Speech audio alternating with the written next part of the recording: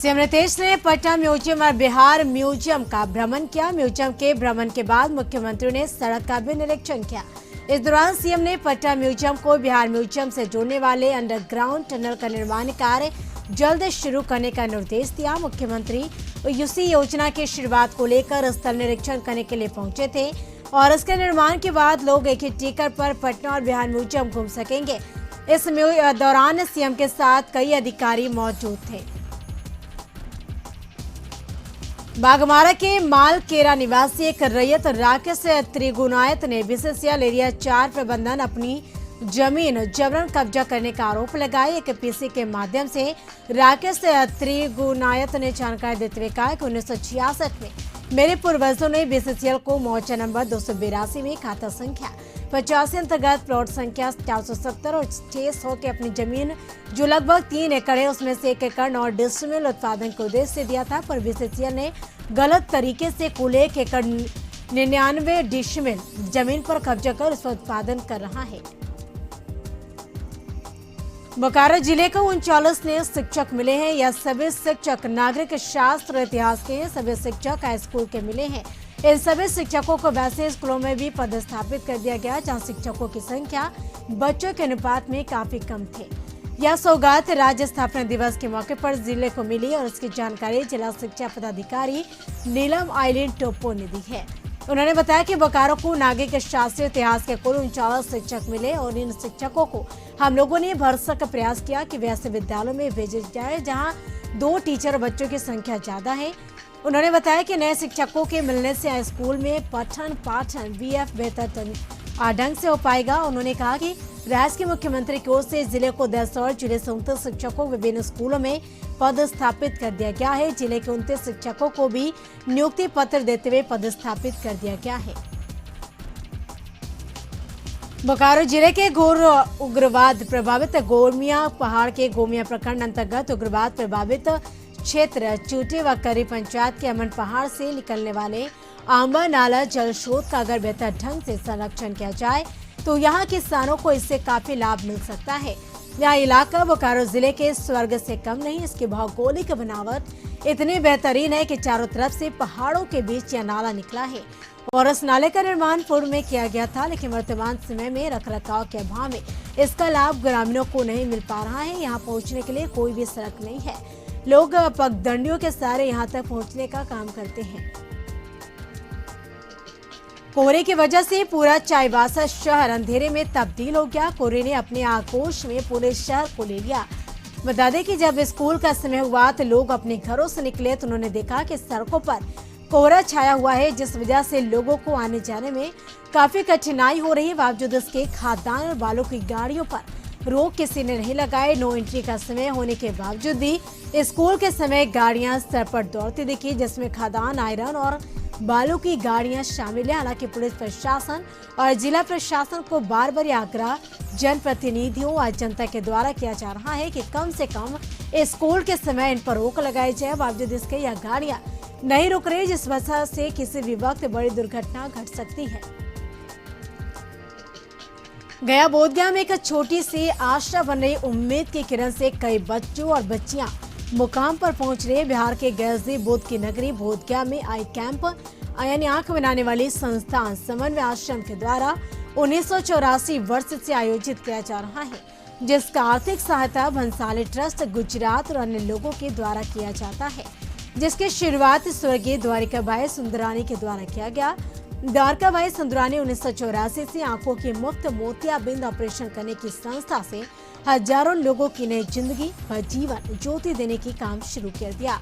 लेकिन साथ ही स्वर्गीय द्वारकाबाई के द्वारा कई गांवों को बसाने का काम किया गया और कई गांव में स्कूलों को भी स्थापना की गई। स्कूलों की जहां बच्चों को निःशुल्क शिक्षा दी जाती है।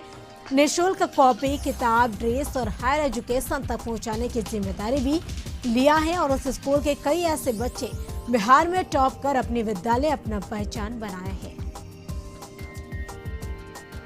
मंगलवार को महेंद्र मुनि सरस्वती शिशु विद्या मंदिर में जनजाति गौरव दिवस और बिरसा मुंडा जयंती पूरे धूमधाम से मनाया गया। कार्यक्रम का उद्घाटन दीप जलाकर और भगवान बिरसा मुंडा के चित्र पर माल्यार्पण कर विद्यालय के सचिव दीपक कुमार, प्रधानाचार्य शिव कुमार चौधरी ने संयुक्त रूप से किया। विद्यालय की ओर से एक भव्य कार्यक्रम का आयोजन किया गया, जिसमें बिरसा मुंडा के जीवनी और जनजातीय भाषाओं पर आधारित एकल गीत, समूह गीत, एकल नृत्य और समूह नृत्य प्रस्तुत किए गए। अनेक बच्चों ने छोटी छोटी लघु कथाओं के माध्यम से भी देश प्रेम और बिरसा मुंडा के चरित्र की विशेषताओं पर प्रकाश डाला। प्रस्तुत कार्यक्रम ने सबका मन मोहा। मधुपुर अलायंस क्लब द्वारा अंतर्राष्ट्रीय प्रेस दिवस पर पत्रकार सम्मान समारोह का आयोजन किया गया। मौके पर निष्पक्ष और स्वतंत्र पत्रकारिता के लिए पत्रकारों को सम्मानित किया गया। कार्यक्रम को संबोधित करते हुए लायंस क्लब के चेयरमैन अरुण गुटगुटिया ने कहा कि पत्रकार समाज का आईना होता है। वह राष्ट्र का चतुर्थ स्तंभ में पत्रकारों ने कोरोना काल में जिस तरह से जान जोखिम में डालकर अपने सामाजिक दायित्वों का निर्वहन किया, वो काबिले तारीफ है। गंगा उत्सव 2021 कार्यक्रम के तहत गंगा मशाल यात्रा की टीम पटना पहुंची। आर्मी के जवान गंगा मशाल लेकर पटना गांधी घाट पहुंचे। ऋषिकेश से लेकर बंगाल की खाड़ी गंगा सागर तक मशाल यात्रा जाएगी। 3 नवंबर से 26 नवंबर तक यात्रा चलेगा। 5 राज्य के 23 जगहों पर गंगा मशाल यात्रा जाएगी और गंगा संरक्षण और सफाई का गंगा संदेश लोगों को देने का उद्देश्य है। पटना के गांधी घाट पर सामूहिक रूप से श्रमदान किया आर्मी के जवान और जिला प्रशासन द्वारा किया गया। पटना उप विकास आयुक्त ऋषि पांडे ने गंगा मशाल यात्रा की टीम का स्वागत किया। बिहार के 4 जिले में गंगा मशाल यात्रा रुकेगी। बक्सर, पटना, मुंगेर, भागलपुर होते हुए झारखंड पहुंचेगी टीम। सिख समुदाय के प्रथम गुरु नानक देव जी महाराज के 592 प्रकाश उत्सव के मौके पर पटना साहिब के तख्त हरिमंदिर साहिब गुरुद्वारा से बता दें कि बड़ी प्रभात फेरी निकाली गई। बड़ी तख्त श्री हरिमंदिर से पंच प्यारे की अगुवाई में निकाली गई प्रभात फेरी में हजारों की संख्या में सिख श्रद्धालु उपस्थित हुए। वहीं हाथी, घोड़ा और बैंड बाजा के साथ निकाली गई प्रभात फेरी के साथ साथ सिख श्रद्धालु गुरु महाराज के कीर्तन भजन गाते हुए नजर आए। बिहार सरकार बिहार में शराबबंदी को लेकर अधिकारियों को कड़ाई से शराबबंदी को पालन करवाने के लिए लेकर कड़े आदेश दे रहे हैं, लेकिन कितने अधिकारियों को यानी नौकरी भी खतरे में है। लेकिन शराब तस्करी को लेकर बाज नहीं आ रहा है। वाहन चालक कंटेनर को समेकित जांच चौकी पर खड़ा कर दूसरी वाहन से लिफ्ट लेकर भाग गया। काफी देर तक वाहन समेकित जांच चौकी पर खड़ी रही। अधिकारी दीपक कुमार सिंह को शक हुआ तो वाहन को खोला गया तो उसमें रॉयल प्लेयर नामक 550 कार्टून विदेशी शराब बरामद की गई। मगध यूनिवर्सिटी के बीसी के ठिकानों पर छापेमारी। राजेंद्र प्रसाद के कई ठिकानों पर छापेमारी की गई। विशेष निगरानी विभाग की टीम छापेमारी की। बोधगया में 2 ठिकानों पर निगरानी की रेड पड़ी। यूपी के गोरखपुर में भी छापेमारी हुई।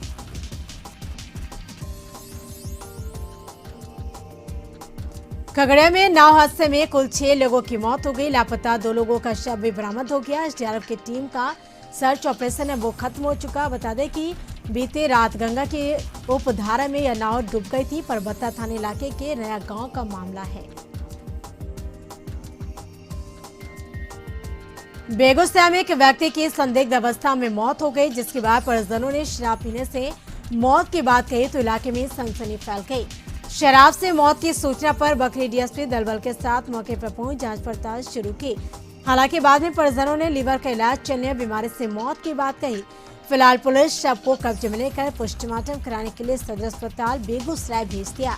पूरी घटना परिहार ओपी के सांकुर गांव की बताया जा रहा है कि सुरेश राम के संदिग्ध अवस्था में घर के पास मौत हो गई।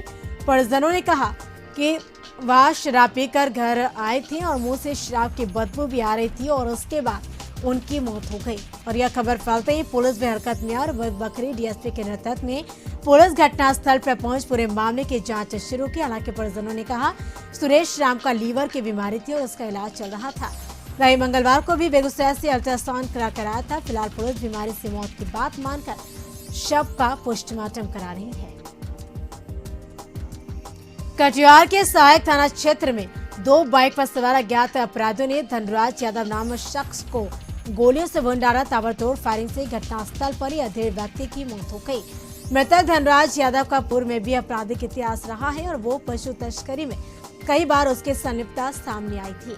मृतक धनराज यादव बाइक से नया टोला से अपने घर हवाई अड्डे जा रहा था, जहां हवाई अड्डे में ही अपराधियों ने इस हत्या को अंजाम दिया। अपराधियों के ताबड़तोड़ फायरिंग के जद में एक बच्ची भी आ गई। स्थानीय लोगों के मुताबिक बच्चे के जांघ में गोली लगी, जिसे सदर अस्पताल में भर्ती कराया गया है।